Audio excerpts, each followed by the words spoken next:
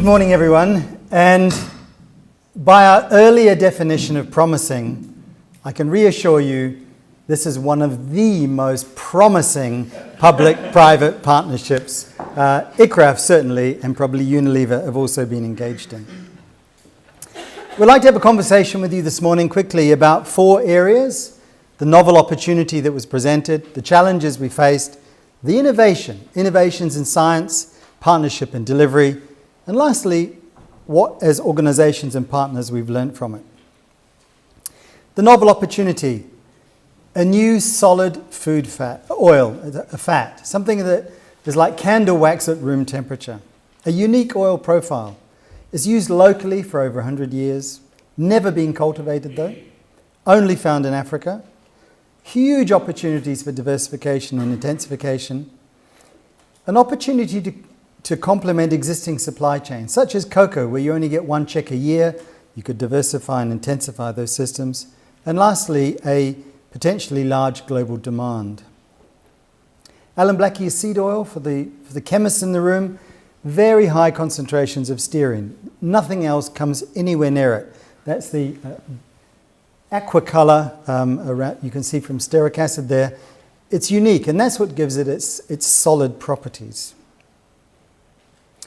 The challenges. So Unilever had taken a high-level board decision that this could replace a certain percentage of their oil palm in their supply chains, and therefore, based on the few pilot studies, we should just get on with it. And 11 years ago, this was the state of the world's research on Allanblackia. So a potentially multi-million, if not multi-billion, new industry based on a very scant amount of research. And if we were going to choose a new species to work on, and probably kiwi fruit is the example that went from 5 miles an hour to 100 miles an hour overnight because of a really good strategy, really good planting material, and having north and south supply chains that could fulfill this growing demand. But we chose a species that has separate male and female trees. Irregular mass fruiting, so it would fruit really well in 1 year and nothing in the next. Takes 12 to 15 years to fruit. Remember, we're dealing with poor farmers. Takes 12 to 20 up to 24 months for a seed to germinate, and once it's germinated, only about 5% of them actually germinated. And it's a huge tree. It's 30 to 40 meters tall. Only being cultivated in the wild, no farmer experiences, no horticultural management. And socially, when you hear Unilever's involved, well, it must be worth millions, and therefore, of course, my 10 seeds must be worth $100. People's perception, because the private sector was getting engaged. We wanted to avoid village level crushing, because then it's going to be crushed and put inside a kerosene tin and then infect the supply chain and then be refused in Europe. So we did a lot of fruit characterization and looking at those germination experiments. Tried to mobilize the communities and get their engagement. Did some very targeted collections so that we could enhance this quality planting material because it is so good.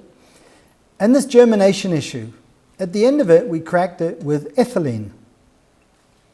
And it was simply by putting seeds inside black plastic bags and hanging them up in the sun, that the ethylene that was generated by those seeds broke that dormancy inside the seeds and allowed these recalcitrant seeds that take 2 years to germinate in 4 to 6 weeks. So we developed a propagation protocols. It's a 106-page propagation protocol. We looked at the fruiting variation for selected female trees. Remember, it's only the female trees that fruit. And you can see that some of those selections are 100% fruiting amongst the individuals in those, and others less than 10%. And if you're going to enthuse people with a new enterprise, you've got to have that quality material.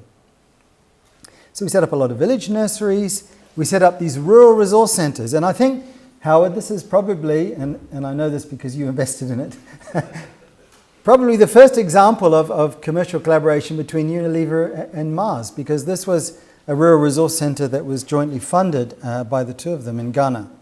And these rural resource centres were places where you get knowledge and skills training, demonstrations and registration and germplasm, and the socialisation with a number of groups.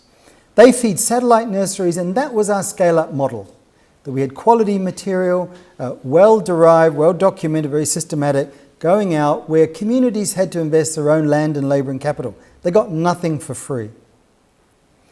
And we brought down the fruiting from 12 to 15 years down to 5 to 6. And that was an enormous achievement, but still, how do we replicate that around the few individuals that might be working in that way?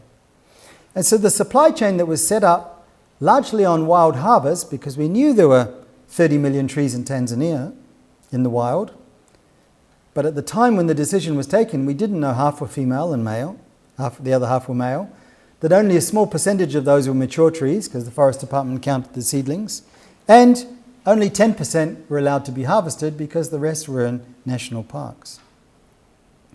So last year there was a tentative launch into the Swedish market for a new product that contained this. And remember, this is 10 years after we started. So what were the success factors? Well, a strong market demand for a unique product. The private sector pre-financed a lot of the work. Unilever took a very long-term perspective, and there were some early returns for smallholders because they got engaged in the wild harvesting. Amazingly, we had no non-disclosure agreements with Unilever. They were pre-financing all of this. We were working with them.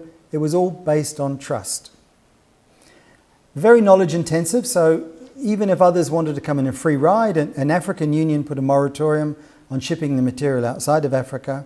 So it was perceived later to be, well, it's a pre-competitive enterprise that, of course, Unilever has an advantage because they're getting involved from the beginning. So what are the lessons learned? Well, the false assumptions on wild harvest and the quantities, and therefore the greater reliance on cultivation needed. And it took us a few years to kind of really realise that. This was a poor NGO that was commissioned in Ghana to provide seedlings, a central nursery, and it was a performance-based contract, and you were going to be paid €1 per seedling that was above 30 centimetres tall. And you can imagine their dissatisfaction when 18 months later, because of the germination problem, there was nothing to sell. And so people got a bit disenfranchised because we relied too much on just the germination, and so we went to some clonal propagation methods as well. This is where I'll confess a few of our sins. Researchers love to research, and we'll keep researching unless we're driven by a supply chain, by a supply chain manager's contract saying, I want this volume. And we'll pay you that amount, but you've got to deliver that volume, and you can use that to fund your research, to be able to get a higher volume, to be able to get more funding for your research. But if we just leave it, researchers of course we love to investigate, we're detectives, we'll pull things apart, but the private sector give us that really good orientation. So we went from, hopefully, committing a lot of sins and having lots of energy into, from sins and energy to synergy, maybe. Keeping messages simple for NGOs is important because all of the caveats and all of the wonderful things we like to describe all of our scientific knowledge has got to really boil down to very concrete messages. It's not just about giving advice, it's showing by example, showing what a healthy nursery looks like, building up this individual supply chain, involving forest officers, getting farmers themselves to record. So we developed these plasticized paper record books that could live under the mattress and be pecked at by the chickens and defecated on by the goats, so that they would survive in 20 years' time. So if somebody wanted to come and prove ownership or certification, it was there. And lastly,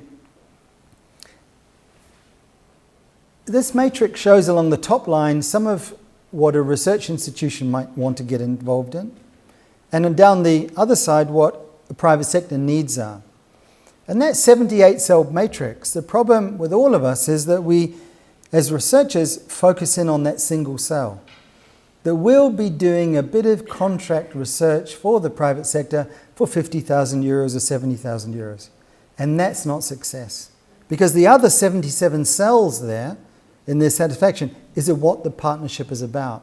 And very early on, Unilever and ICRAF and the other partners engaged saw that, wow, it's not just about that small amount, it's about us being able to go to those taxpayers, to those public investors through the ministries to say, wow, if you are pre-financing this yourselves and you're engaged at this level and you're self-endorsing, then that's what success really looks like. Rob is where? So would you like to tell people, though, what really happened? One of the most important things I would like to carry over as messages, which is a bit reinforcing what Tony already said. First of all, it's the over-promising.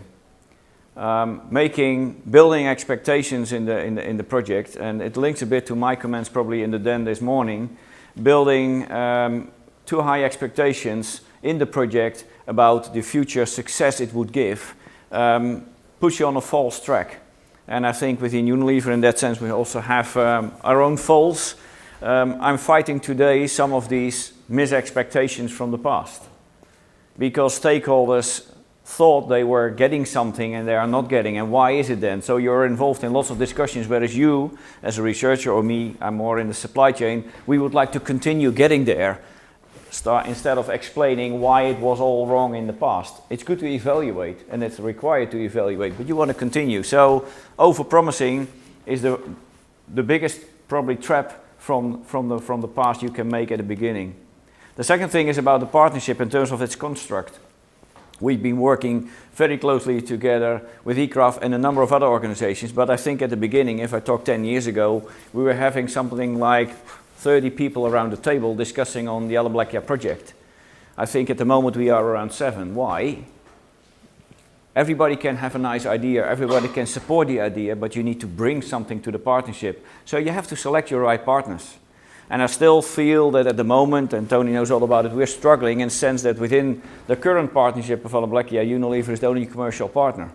And you've seen the launch of our product, so we're working on trying to make it a success in the market. But for example, in Allanblackia, another thing to consider is this is an ingredient.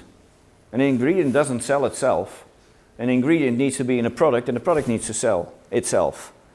That is a hell of a lot of a problem in the marketplace. And the risk in that sense, Unilever has taken responsibility for the project the last 12 years.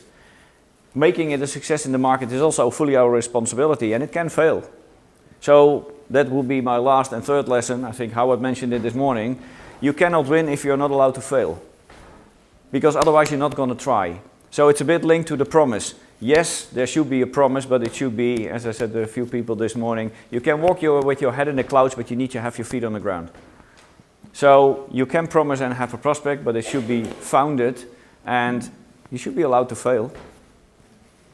I think the details of Allanblackia were in the presentation, but these were the main points I would like to add.